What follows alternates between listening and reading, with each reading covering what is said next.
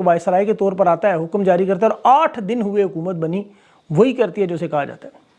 अपने बंदे हॉलैंड के एक शहरी को ला के वज़ीर ख़जाना बना के पूरे पाकिस्तान को वो फवाद चौधरी में OLX पे बराए फ़रोख्त का बोर्ड लगा दिया, इदारे बेचने की कोशिश। और ये तमाम मामला देखें इसी तरह चलाएंगे। इंटरनेशनल मगरब को पाकिस्तान के सबसे ज़्यादा ख़तरा न्यूक्लियर हथियारों से, और यही इन्हें लेने की पूरी इनकी चाल है कि किसी तरह ये आ जाए, क्योंकि उन्हें पता है गरीब बंदे के हाथ ज़बरदस्त किस्म की बंदूक लग जाए और भरी हुई हो, पेट उसका खाली हो, तो ये फिर सारे उसी की तरफ देखते रहते हैं कि यार ये कहीं हमारे सामने सीधा ना हो जाए। नॉर्मल रखने के लिए उसकी खुराक का इंतज़ाम करते रहते हैं, बस को इतने पैसे दे दें कि बस वो ज़िंदा रहे और गुस्से में ना आए। और इतने भी नहीं देने कि वो बंदूक रख के अपनी मईशत पर तवज्जो देनी शुरू कर दें। इतने भी नहीं देने कि वो बंदूक रख के अपनी मईशत पर तवज्जो देनी शुरू कर दें। अब देखें हिंदुस्तान ने यही किया, उन्होंने ज़ेर ज़मीन ट्रेनें चलानी शुरू कर दी। वहाँ इंफॉर्मेशन टेक्नोलॉजी की सनत देखें, वहाँ उनके पुल बन रहे हैं ज़ेर ज़मीन। अरब दुनिया से तेल से ज़्यादा IT की सनत बना रही है पैसे। सोशल मीडिया के बड़े बड़े जो इन्वेस्टर्स हैं वो हिंदुस्तान जा रहे हैं, उनके बयानात पढ़ें, तिजारत के मुआहदे देखें, मंसूबे देखें, खुशहाली देखें। अवाम के लिए नित नहीं है जायदाद, चांद तक पहुँच गए वो लोग। और हम उन्हीं के पड़ोसी आज भी उसी अंग्रेज़ के उसी निज़ाम के तहत जो 1857 के बाद जैसे अपने वफ़ादारों को अंग्रेज़ नवाजते रहे और अवाम पर जुल्म सितम होता रहा। शरीफ ख़ानदान अरबों डॉलर की करप्शन करके दुनिया भर में आलमी सतह पर बदनाम ज़माना चोर डकैत मशहूर है, और इनके केसेस बनाने में रियासत ने अरबों रुपया खर्च किया, इमरान खान ने नहीं।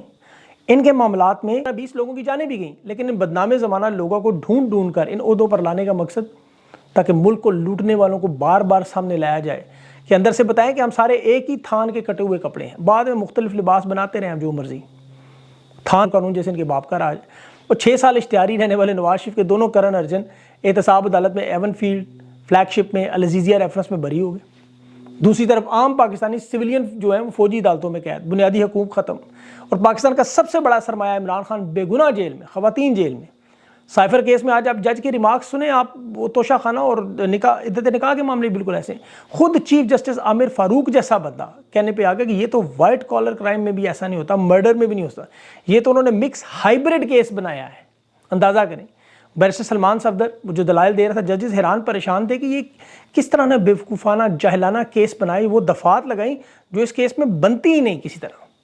जो नाजायज़ और राना सनाउल्लाह ये कह चुका बयान, ये तो ऑन रिकॉर्ड है कि अब हम रहेंगे या ये रहेंगे, ये जमहूरी गैर जमहूरी हर तरीका हम इस्तेमाल करो, वही इन्होंने किया। एक एक चीज़ वही है।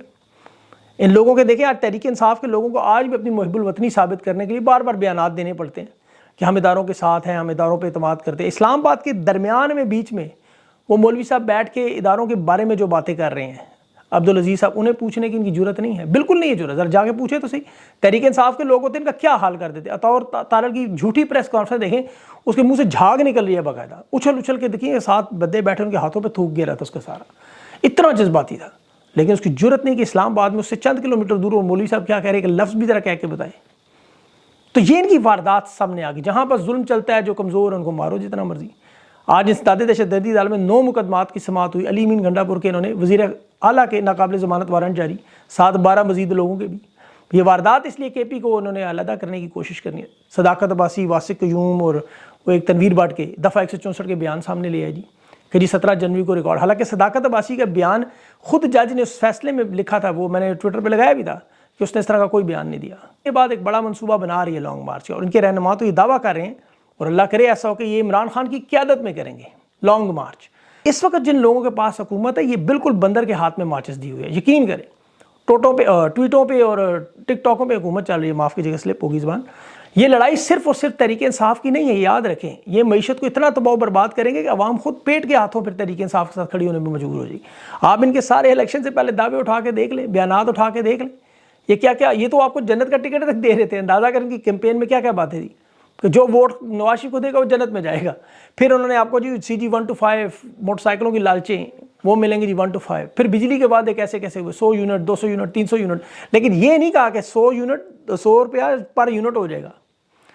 अब बात कहाँ ख़त्म हुई, यूक्रेन के भेजे हुए गंदे चोकर वाले आटे को मिला के 10 किलो की बोरी पर थोबड़ा उसका लगा के नवाज शरीफ का वो बांटना शुरू कर दिया, जो लोगों ने गटर के ढक्कनों पर बांधने शुरू कर दिए।